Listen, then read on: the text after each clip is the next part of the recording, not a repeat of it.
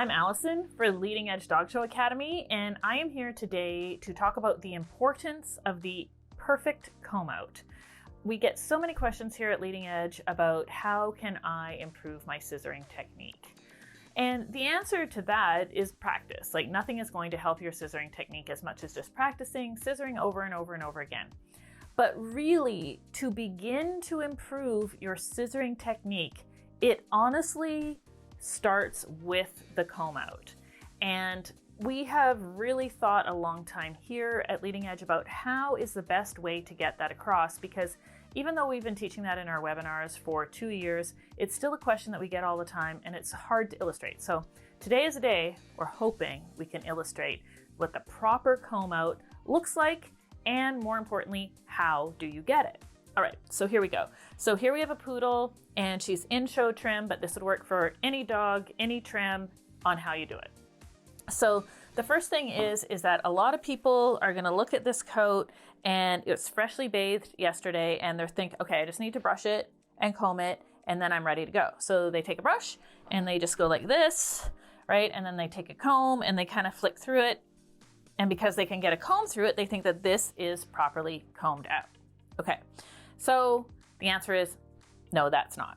So let me show you kind of the differences. So if I am simply going to just brush and comb my dog out for maintenance, I'm not going to do any scissoring.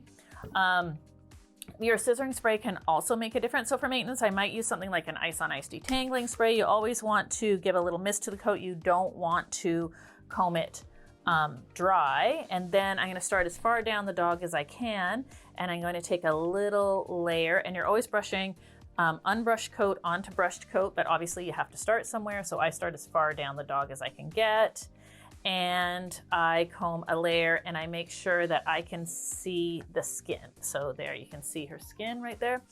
So then I've kept these combs in different colors just so it's easier for you to see the difference. So say you have a wide tooth comb, like a poodle comb or an extra wide tooth comb, and you're simply just combing through this hair, again, that same hair that you brushed, and you're going through it with this wide tooth comb for maintenance. Like, that's probably good enough as long as you're doing the entire dog. But if I was going to do any trimming of any kind, I would at least want to start with like a 000, a comb similar to like the original Greyhound comb that was out there years ago. This is the Chris Christensen 000. And I might go through that same area, and you can see how I'm already like getting more hair coming out to the end of her coat. I would do it first with the wide end of the comb, then I would switch and I would do it with the finer end. And I go through all the way through that same coat. But if I really, really, really want my scissoring to turn out fantastic, and you are struggling with your scissoring technique and you're worried that it is actually your scissoring technique, choose a really fine comb. So I love this comb. This is the 507, the Jill by Chris Christensen, and you can see how fine the tines are. And I'm going to go through this, and I'm going to really, I'm not like whipping through it like this. I'm really taking my time going from the skin all the way to the end of the coat and going all the way along that same area. And I have actually already combed out this section of hair. So I'm just going to show you what it looks like when I have combed it out all the way to the end using a scissor spray. And you can see like these little hairs that I'm getting in the comb, like they do make a difference. Even though it looks like hardly any hair, that makes a difference to your end look.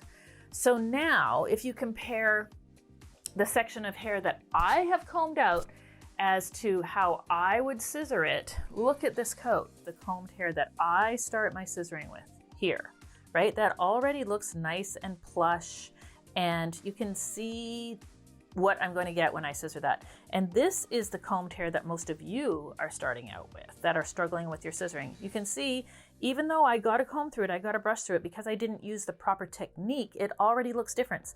So I'm starting my scissoring with the coat looking like this. You're starting your scissoring with the coat looking like this. This is why my scissoring looks better than your scissoring. 90% of the finish that you get with your scissoring is the comb out. Another thing we want to talk about when it comes to combing out is I do the same pattern every time. So I start at the bottom and I go all the way up this way. And I like to comb out my specials myself every single time. I'm not going to let an assistant do it. I'm not going to let a friend do it, because the more consistent you are with your comb out, the more consistent your scissoring is going to come out. So I don't really care if you do it from here to here or from here to here or here to here. I don't care what direction you do it.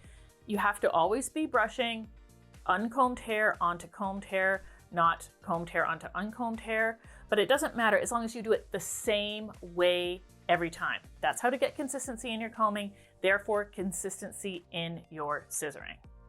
So I hope that this simple tutorial shows you the difference between where I start my scissoring and where a lot of people who are struggling with their scissoring technique and are blaming it on their scissoring technique are starting out, and what makes the difference. So we just want you to remember that when you are scissoring your dog, the most important thing is the comb out. We hope this helps. Hi guys. Thanks for joining us for our latest Leading Edge Dog Show Academy tutorial. Don't forget to go to leadingedgedogshowacademy.com to see some of our premium content and webinars where we go in depth on grooming, training, and so much more. Of course, we would love for you to like and subscribe so you don't miss another video here on YouTube. And if there's something that you would like to see that you haven't yet seen on our YouTube channel, of course, just drop it in the comments below and we'd be more than happy to bring you that content. So once again, I'm Allison from Leading Edge Dog Show Academy, and I really hope that you enjoyed today's tutorial.